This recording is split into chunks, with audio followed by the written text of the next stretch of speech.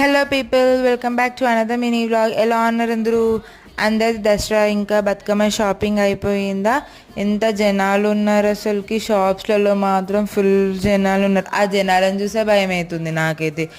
But last మూమెంట్లో పోతే ఏం దొరకవు. ఇప్పుడు పోదామంటే జనాలు ఏంటో ఏమో, ఏం చేద్దాం. యాక్చువల్లీ ఈ వీడియో ఏంటంటే, నాన్నకి కొంచెం టూత్ పెయిన్ ఉందని చెప్పేసి డెంటల్ క్లినిక్కి వెళ్ళినాం అనమాట. నాకు అక్కడ ఈ అక్వేరియం ఇంకా అది వినాయకుడిది ఫ్రేమ్ చాలా నచ్చింది. ఎంత బాగుంది కదా, నాకు చాలా నచ్చింది.